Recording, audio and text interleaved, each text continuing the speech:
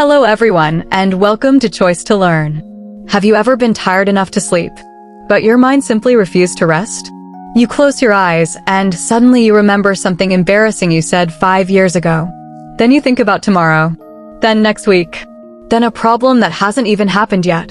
And before you know it, hours have passed. Your body is exhausted, but your mind is still running. This is the story of Maya, a young woman who had everything she needed to live a peaceful life. Except peace.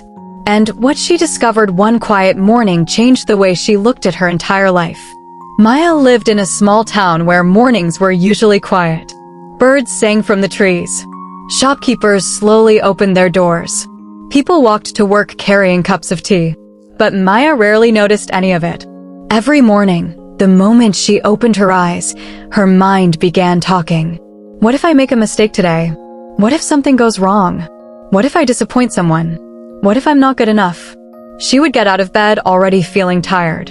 One morning, Maya sat at the kitchen table with a cup of tea in front of her. Her mother looked at her carefully. "You didn't sleep again, did you?" Maya forced a smile. "I'm fine." Her mother shook her head. "You always say you're fine." Maya looked down. "What else should I say?" "The truth." Maya was silent. Finally, she whispered, "The truth is, I don't know how to make my mind quiet." Her mother sat beside her. "You don't need to make it quiet." Maya looked confused. "Then what am I supposed to do?" Her mother smiled gently. "Maybe you need to learn how to stop listening to every thought." Maya didn't understand. She thought peace meant having no problems. She thought peaceful people had minds without worries. She thought that if she could solve every problem in her life, she would finally relax. So she spent years trying. And the more she tried to control everything, the less control she felt. One afternoon, Maya received a message from her manager. There was an important mistake in a project she had submitted. Her heart immediately started beating faster. She opened the message again. Then again. Then again. She began imagining the worst. What will they think of me? Maybe I'll lose my job. Maybe everyone thinks I'm careless. Why do I always do this? She couldn't concentrate on anything else. That evening, her friend Sarah called. "How are you?" "Terrible." "What happened?" "I made a mistake at work." Sarah paused. "Is it fixable?" "I think so." "Then why are you suffering as if your whole life has ended?" Maya became quiet. "I don't know." Sarah laughed softly. "You know what your problem is?" "I have many." "No, you have one." "What?" "You live tomorrow before tomorrow arrives." Maya smiled weakly. "That doesn't make sense." "It does. You're sitting here worrying about consequences that haven't happened." Maya looked out the window. Maybe Sarah was right, but knowing something wasn't the same as being able to change it. That night, Maya tried everything. She listened to calming music. She turned off the lights. She put her phone away. She closed her eyes. But her thoughts became even louder. "Tomorrow I have to fix the mistake. What if my manager gets angry? What if I can't fix it? What if?" Maya opened her eyes. Enough. She sat up. The room became silent. But her mind didn't. She whispered, "Why can't I just stop thinking?" The next morning, Maya decided to take a walk. She didn't know where she was going. She simply knew she needed to leave the house for a while. She walked beyond the busy streets until she reached an old garden. At the entrance was a small wooden sign. "Walk slowly. You may miss something important." Maya smiled. "What kind of sign is that?" She entered. The garden was beautiful. There were flowers everywhere. A small fountain stood in the center. And beneath a large tree sat an elderly man. He was watering plants. Maya walked past him. Then she heard him say, "You're walking very quickly." Maya stopped. "I'm just walking." "Your feet are walking." He smiled. "But your mind is running." Maya stared at him. "How do you know?" The old man pointed toward the bench. "Sit. I don't have much time." "That's exactly why you should sit." Something about his voice made Maya stop arguing. She sat down. The man continued watering the plants. For several minutes, neither spoke. Finally, Maya asked, "Do you live here?" "No." "Then why are you always here?" He smiled. "Because I like being here." Maya looked around. What's your name? Daniel. I'm Maya. I know. She looked surprised. You know me? Daniel laughed. No, I simply guessed. For the first time in days, Maya laughed too. Daniel placed his watering can on the ground. Tell me something, Maya. What? Why are you tired? Maya immediately answered. Because I have too much to do. Daniel shook his head. No. Maya frowned. What do you mean? People are often tired not because they carry too much, but because they carry what they were never meant to carry. Maya didn't respond. Daniel pointed toward a nearby tree. Look at that tree. She looked. What do you see? A tree. Look again. Maya sighed. Leaves. What else? Branches. Listen. Maya became quiet. She heard birds, the fountain, the wind moving through the leaves. Daniel asked, Did you notice those sounds when you entered? No. Why? I was thinking. Exactly. He picked up a small bowl. Come with me.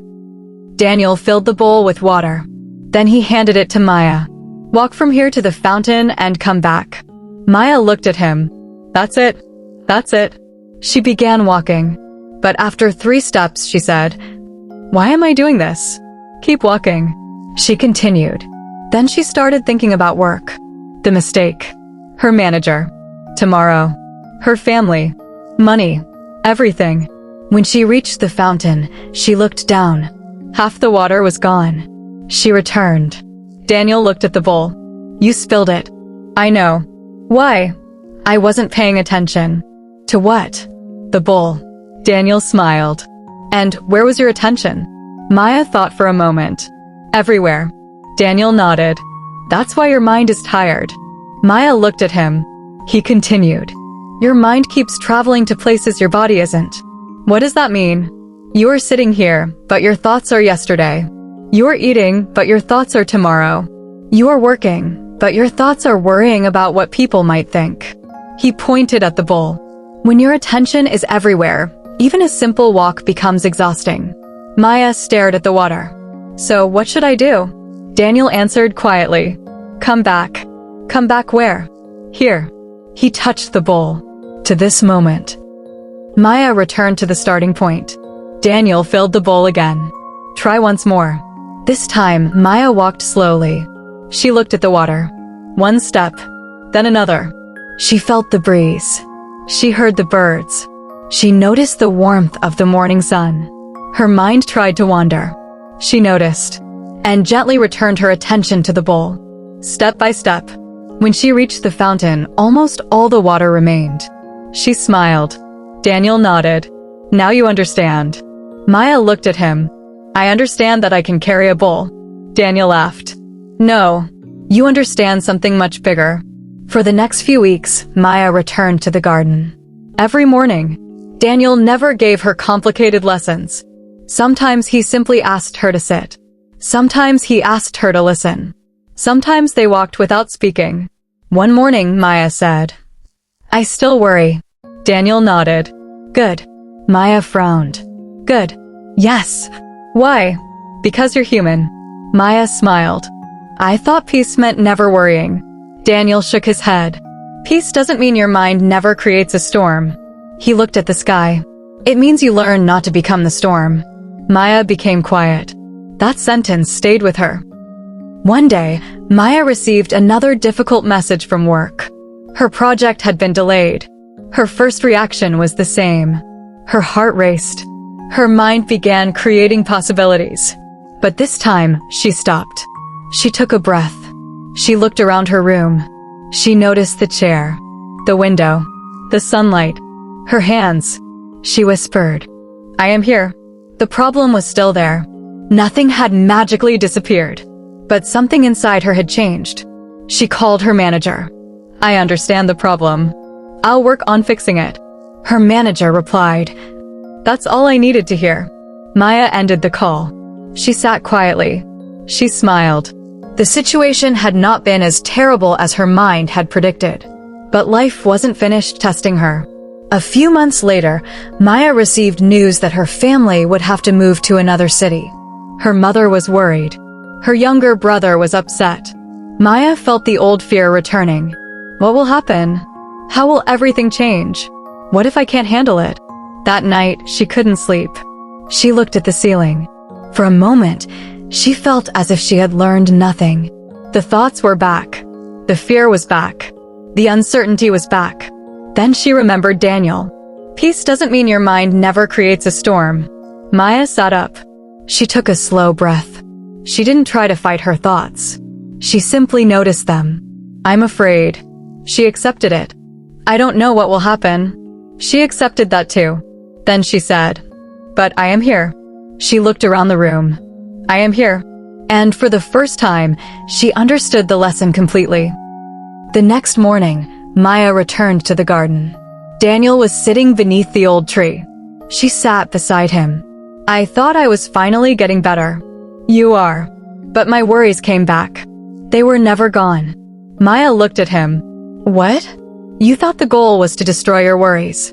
He shook his head. The goal is to stop letting every worry control you. Maya took a deep breath. So thoughts will always come? Yes. Fear will always come? Sometimes. Problems will always come? Definitely. Then where does peace come from? Daniel smiled. From knowing you don't have to follow every thought that visits you. Maya looked toward the fountain. She finally understood. Years passed. Maya moved to another city. She built a new life. She faced difficult days. She made mistakes. She lost opportunities. She experienced disappointment. She also experienced beautiful moments. But whenever life became overwhelming, she remembered the bowl of water. One evening, Maya was sitting with a young woman who was going through a difficult time. The woman said, I just want my mind to stop. Maya smiled gently. Why? Because I'm tired. Maya nodded. I know. What did you do? Maya looked out the window. I stopped trying to make my mind empty. The woman looked confused. Then what did you do? I learned to come back. Come back where? Maya smiled. Here. She pointed toward the present moment. The place where your life is actually happening. Maybe that's the lesson we all need. We spend so much of our lives visiting places that don't exist anymore. Yesterday. Last year. Old mistakes. Old conversations. Old disappointments. And then we travel to places that don't exist yet. Tomorrow. Next month. Next year. Imagined problems. Imagined failures. Imagined disasters. And while we're busy living in the past and future, we miss the only place where life is actually happening. Now. Your past has already happened. You cannot walk back into yesterday and change one sentence. Your future hasn't arrived. You cannot control every event waiting for you. But this moment, this breath, this minute, this is yours. So when your mind becomes loud tonight, don't fight it. Don't become angry with yourself. Don't demand that every thought disappear. Simply notice. I'm thinking. Then come back. Feel your breathing.